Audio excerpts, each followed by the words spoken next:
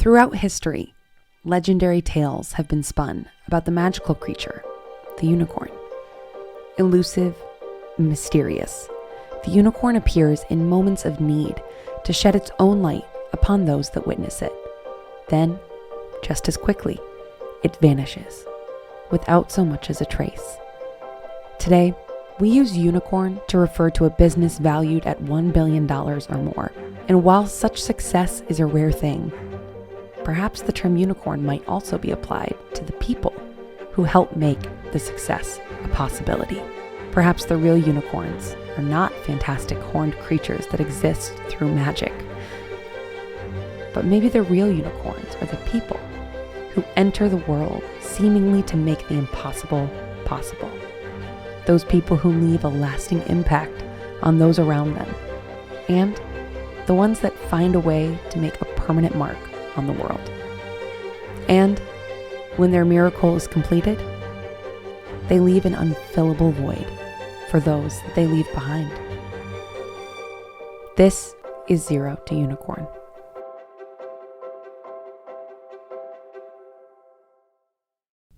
In our last episode, we learned that Mike Kaeding had an epiphany that the significant change he wanted to make in the world was possible to achieve by working at the company his father, Ed Kaeding, founded, Kason, which was short for Kaeding and Son.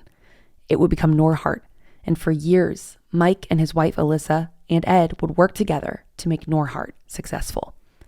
We return to the story with multiple building projects underway as Ed begins to undergo a personal change. We always called the last 30 days of a building project Hell Month. We were supposed to open September 1st. And it was in July, and he was always so tired. This is Brenda, Ed's wife. He had been that way for a number of months. I thought, okay, it's stress, whatever. And then one Friday, he had been working. I think he'd been with Mike at the office, and then he came home, and he went to take a nap right away, and I'm thinking, okay. And then Mike called me a little while later. He said, something's wrong. I remember getting a call. This is Mike, one of Ed's and Brenda's sons and the CEO of Norhart. From the bank, who said that our checks might be bouncing to employees. And that just didn't seem right. That never happened with us. And Ed always took care of that. And, he was very, very, very good with numbers, and he would never mess up. He never had. My dad was always in charge of the finances and making sure the bank accounts had the cash that they needed, but this account didn't. And so we started racing around, digging in to try to figure out what was going on, and we found out that my dad had actually put the money into the wrong account. Well, easy fix. We could just switch that over. And so Mike went to the bank and got it all figured out, and Ed went in. He went back into town then, and he had to write a check. And Mike said he couldn't remember how to write a check. He told Mike, here, you write it. So my dad came into the office, and we sat down just to make the payment transfer from one account to the other so that we could pay our employees just the way we've always have done. And we just had to write a check to make that transfer. And when I handed the checkbook to my dad, he went to write in the payment amount and the bank account name and even sign it. And he just wasn't able to do that. And so I grabbed the checkbook, I filled out the information myself, just to get us moving and past this, but I knew something was wrong. And we got everything squared away with the bank, but we knew something was wrong. That night we went to my parents' house, and my dad was quiet and he seemed to say everything was fine, but he just seemed quiet. We watched a little bit of TV together, and then we went home back to bed.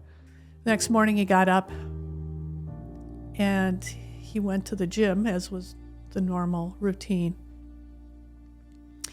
And the trainer called me, that he works with. She called me, said, something's wrong with Ed, he's not right. And he couldn't find his keys, and he was just very confused, and she was going to drive him home. And he said, no, I can do it. So he drove home, but she followed him. And he came in, and he went and laid down, and I went and talked to him, and it was like he'd had a stroke. And that's basically what had happened. His words were jumbled.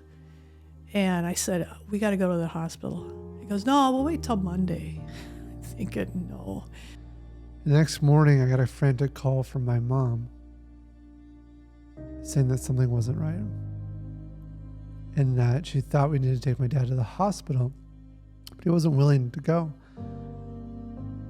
So I raced over to my mom's house, my parents' house, and got there, and my dad wasn't speaking coherently. His walk was a little bit off, and it just became immediately clear that something was seriously wrong. I pleaded with him, and we need to go to the hospital. We need to go to the hospital. We need to go to the hospital. And eventually he came around with me pleading with him. And at this point, I'm almost in tears. And I remember walking away and walking into my parents' kitchen pantry and just shutting the door and just crying. It was tough for me. This is Lucas, Ed's youngest son. Yeah, I was taken by surprise. I think I was out playing tennis that day with a friend, and I just came to a phone call. My brother's like, I forget the exact words, but yeah, he basically shared the news with me, and I was kind of surprised at first. Like, I mean, I thought maybe it was nothing big. I think he didn't say exactly there was a stroke. I think he just said they were going to the hospital, and I was really surprised. I knew in my gut that this may be the last moment that I ever really get to see him as who he was. We got him dressed and off to the car, and my mom and my dad raced off to the hospital. I took him to the local hospital, and they did some testing, and they could see there was a mass in his brain, and they said, well, we're going to send him down to the University of Minnesota. And I remember hearing them say, the ambulance drivers saying, should we go down with the lights on? And the doctor saying, no, it's okay, it's Saturday. There's much traffic, and he's stable. So they took him down, and I followed. A friend drove me down there shortly after. I wasn't too long after. And as I was walking into the hospital,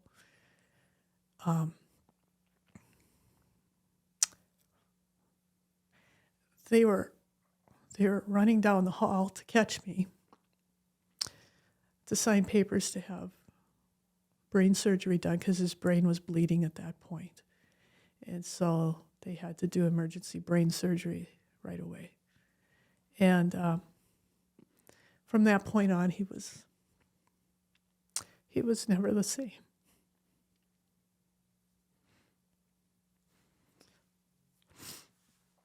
He made it through the surgery. They took out a mass. It was determined that it was glioblastoma, a very fast-growing cancer. And the doctor came in, I remember this clear as day, and basically said that he isn't the same man that you know. He had a stroke that was caused by brain cancer. They eliminated the immediate problem where he would have probably died that day, but he wasn't himself. And we asked what the journey was going to be like over the next period of time. Would he get better? And the doctor said he'll get a little bit better, but then you'll see a decline. I think the first time I saw him after the whole incident, I just realized how much it changed. You know, for those that have family members that have been through a stroke, it's really life-changing. They go from being somebody you know and you recognize and they recognize and know you, to suddenly somebody who's kind of foreign and distant and may or may not be able to keep their focus on you, may or may not actually be able to recognize you, even though you'd spent your entire life with them. And that was very jarring. After that, I was very emotional. It was very hard for me when that occurred. And they told us he would get better, he would plateau, and he will go downhill. And that's exactly what he did. And they told us that he would have 2 to 4 months to live. And I just broke down. To see one of the pillars in your life, like almost like a partner in a way, kind of disappear from your life is horrific. When we come back, the Kaeding family spends their final precious moments with Ed. Over the next few months, my dad did get a little bit better. He was never fully with it. He was never entirely there. You couldn't have a very meaningful conversation. But there were moments of kind of fun. We took him in the car at one point and drove him past the buildings that he had built. And I said, "Dad, did you know that you built this?" He was like, "Whoa, I did that." Right? It was just like this, almost brought him back almost to a kid-like wonder. He had no memory of that stuff or what he had done. Took him out to our house. He couldn't remember the house because he was in a care facility after he came out of the hospital. So I take him out to my house. He couldn't remember the house, but he could remember the house number. He could remember his social security number. His brain was so in tune with numbers. And it's quite ironic that cancer would attack his greatest asset, which was his brain. And yet he was fixated on electrical outlets. He would point to them, and I knew he was upset because this electrical outlet in this facility was not right. There was some like weird memories he knew. He would go measure the outlets in his hospital room because they were apparently the wrong height, not according to code. And we figured out that it wasn't right. It was an add-on or something, and it was not at the right height. And he knew that, and he was so determined that it had to be moved. So his brain was still working in that way, but to have meaningful conversation, it was not. But over time, he started to diminish. There was so much sadness in knowing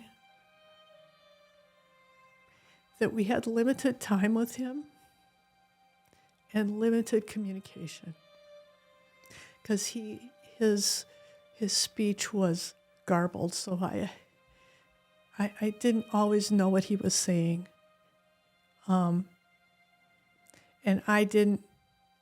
it was hard to have any deep conversations with him about what was going on. And so while I was glad I could physically be there with him. I was with him every day. It was very difficult because I didn't know how many more days it would be, and it was frustrating. I think it was frustrating for him because he couldn't move. He was affected on one side. He couldn't move like he used to. He couldn't communicate like he used to. I don't know what the capacity of his brain was at that point. His short-term memory was gone. And my wife was with him in his final moments when he took his last breath. Brenda had been there that morning. This is Alyssa, Mike's wife. So it was a Monday, and over the weekend, the doctors had told us they expected he would pass within the week. So they didn't know exactly when. They thought they thought he had at least a couple days. So Brenda had been there that morning on Monday. And then she had her friend, Muriel, come sit with Ed while she was out running some errands. So Muriel was there. I think she was reading, some verses from the Bible, Psalms or whatnot. And I had been at work that morning, finishing up some last minute things. And then I just kind of felt this urge, like, I think I should go sit with Ed. And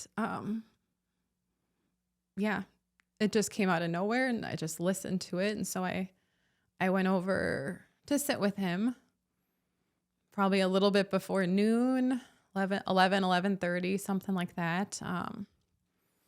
And we were just sitting there. Muriel was reading stuff. A couple of the nurses, came in to check, and there was this one nurse who had been really, really good to Brenda, really good to Ed. And she was just talking about how she was sad that she hadn't known Ed, in his true form, before the stroke, before the tumor, and all of that. So I just told her some more about him. Just how kind he was, how smart he was, how fast he talked. Oh my goodness. He was a real fast talker. We always used to say that, like, he was just trying to talk as fast as his brain was thinking, which was very, very fast. And so I was just talking about him. And then the nurse left the room, and within a couple minutes, I kind of just noticed a change in him. At this point, he hadn't been eating or drinking for days. He was, not talking, responsive, whatever. But I kind of noticed just a change in his positioning and his breathing. I just got up, and I could kind of tell that he was about to go. So I just, held his hand and watched him go. And yeah, it's a hard thing to, watch someone go like that. But I'm glad, someone was there. Someone from his family was there.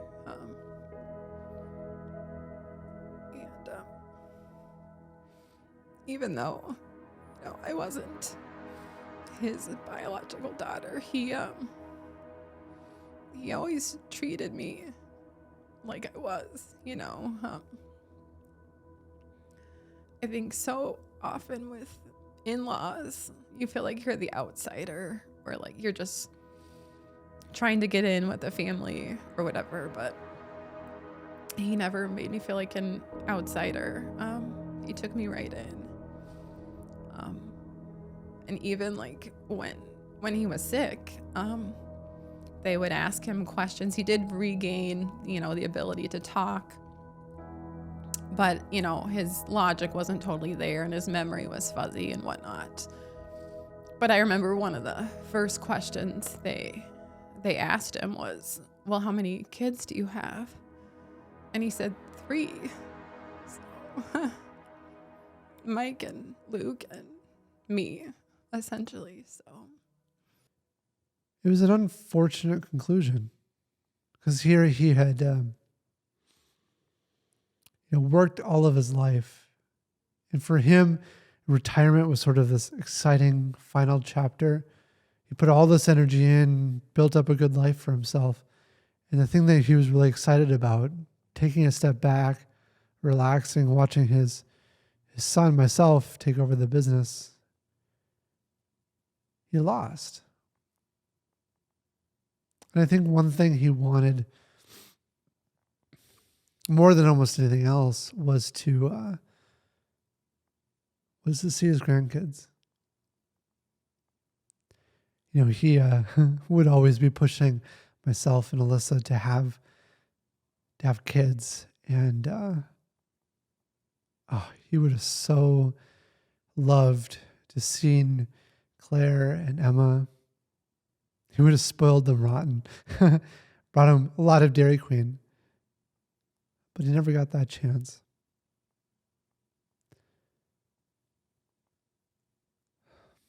So I'm sad. I'm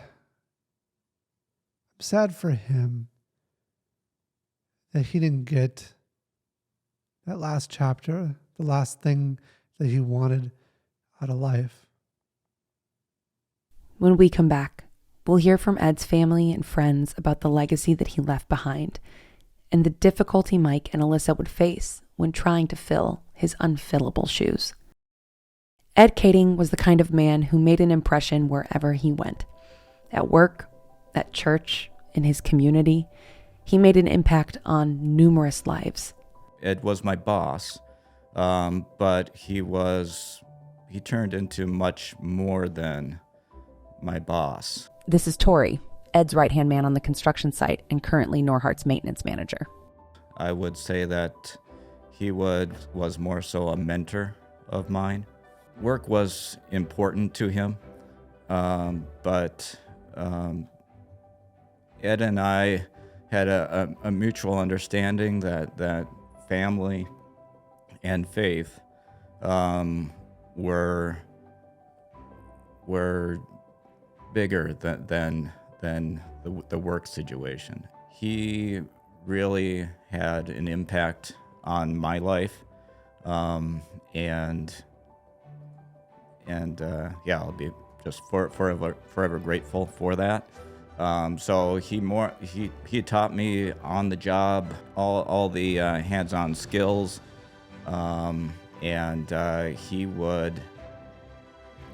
was just a natural leader. Very often going to the Dairy Queen for lunch during the workday, and I'd get the cheapest meal there, and he'd usually get his pineapple ice cream blizzard, and we'd chat about work, but we'd also chat about family and my future as well.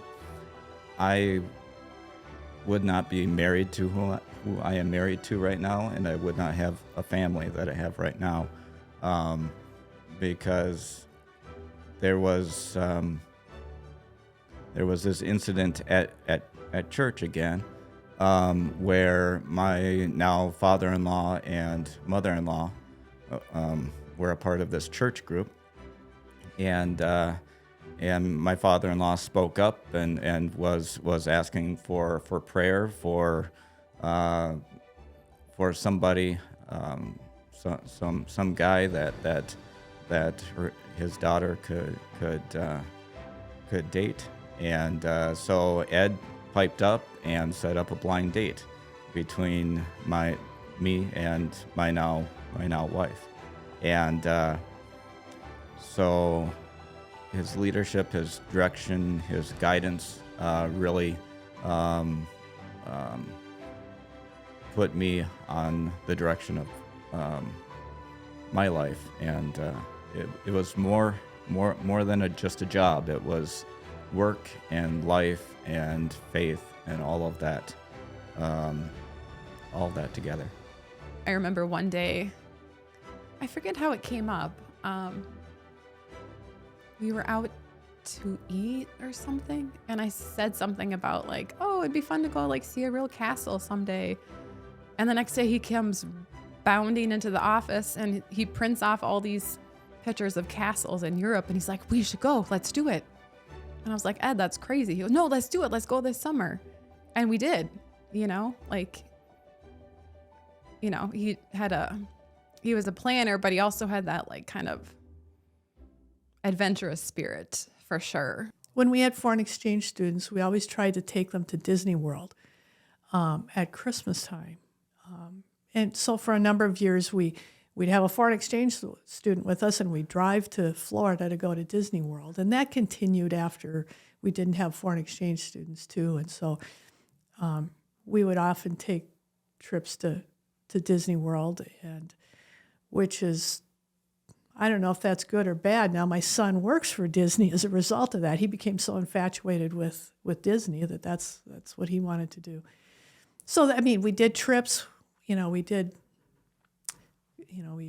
we traveled around a lot, saw a lot of the United States. So that was a good bonding thing for us. Like Mike, Ed instilled a drive and determination to achieve greatness in his youngest son. And it left a lasting impact. When I was younger, I would just see my dad kind of lay out plans for a building, and and they'd be like, "This is what's going to eventually happen." He'd show me all the design, the architectural drawings that showed, where the slab goes, where the studs in the building go, and like through the course of the year, because it took us about a year at the time to build up a building. We would see that kind of come to life, and my dad would, take me and show me all the things, how the progress of the building. Of course, he's very proud of it, of creating this thing and seeing how far it's come along. And I see that entire process. And then in the summertime, when I'd actually have some time to go and help him out, I'd actually see the completion of that process. The final cabinets going in, and the carpeting getting laid, and all the appliances getting put into each of the units, and and I see a complete building. And I think when I saw that, I realized that you can just do something. Like, my dad can do it. Why can't I? We kind of set up this plan where we would, he'd come out, because at the time I was then living in California, and he would come out, and my mom would come out maybe twice a year. And we kind of got this thing set up. I was just kind of getting finally some firm footing at my job, because before that I was all stressed out about things that were going on. I just wanted to make sure I was doing a good job. And my dad and my mom would come out in the spring and in the fall. And they had just come out in the spring. I think it got delayed a little bit to like late spring, early summer. And the last thing that I got to say to my dad, in kind of like his normal state, I got to go to the main building at the company I work for, and kind of got to show him the picture that they had in the front office, the picture that I was in the front office with a whole bunch of other employees, and say, look, like I'm here. Like, I actually kind of made it. It was a very, I felt very proud of that moment to kind of show my dad this picture that was hanging there in the lobby. And I wished him, I said goodbye, and I drove off, went to the airport, and that was the last time I really got to talk to my dad or see my dad in person, kind of in his normal state. While Ed's legacy would live on in the lives that he touched, his absence was felt most acutely at Norhart. We all of a sudden were like, oh, we don't know how to run payroll. Like, there were still a lot of things his dad was doing that we had to figure out very quickly. We couldn't ask Ed because he didn't have the, mental capacity anymore to help. So, we found out he had brain cancer because he had a massive stroke out of nowhere. And while they were doing an emergency surgery, they found a tumor in there. So it's not like we could just ask him questions. We really just had to figure it all out on our own. And it was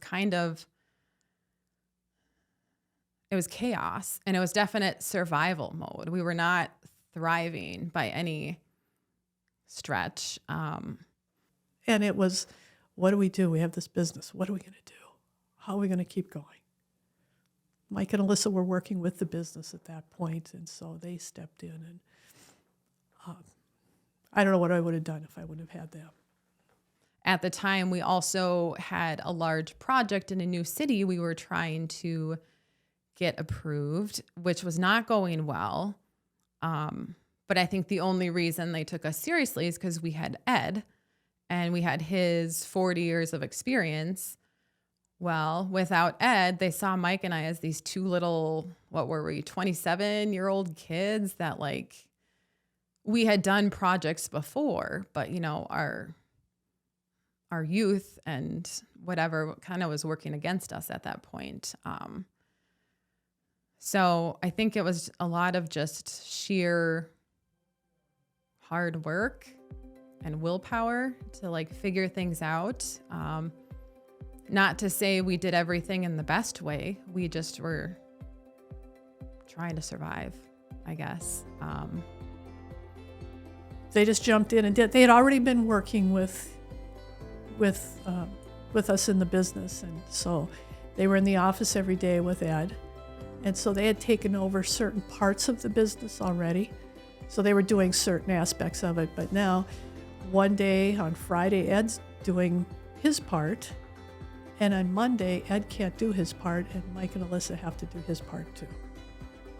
Now, that's pretty difficult for 20-something individuals to go and do that, but they jumped in and they did it.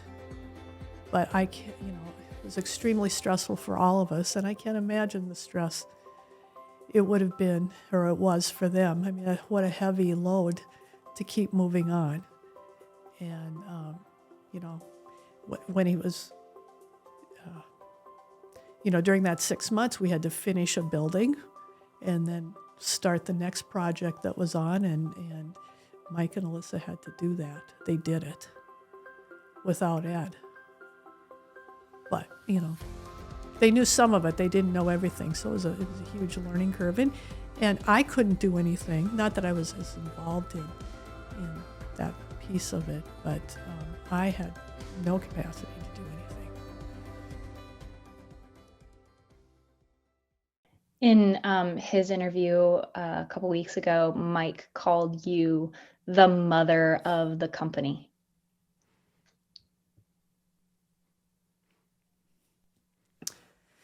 That's interesting. I've never heard him say that. I guess you can look at that. I can look at that and think, well, I was there when the company was birthed. Ed and I did this together. It was his idea and his push and his motivation, but I kind of went alongside of him to do what I could. And I look at that and I think, well,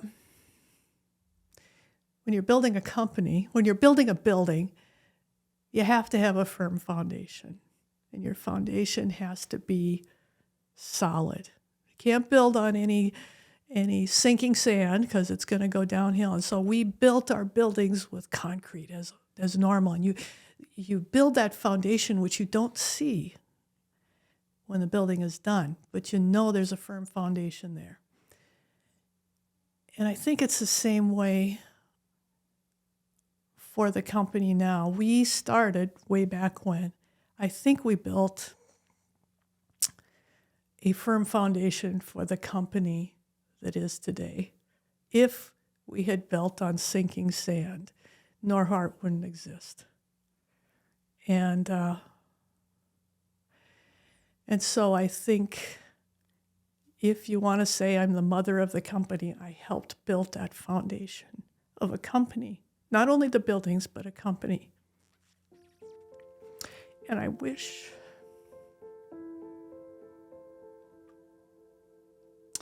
that Ed were here to see this, to see what he started, that what it has turned into. I think he would, I wish he would get the recognition. Instead of me being the mom of the company, he's really the dad of the company.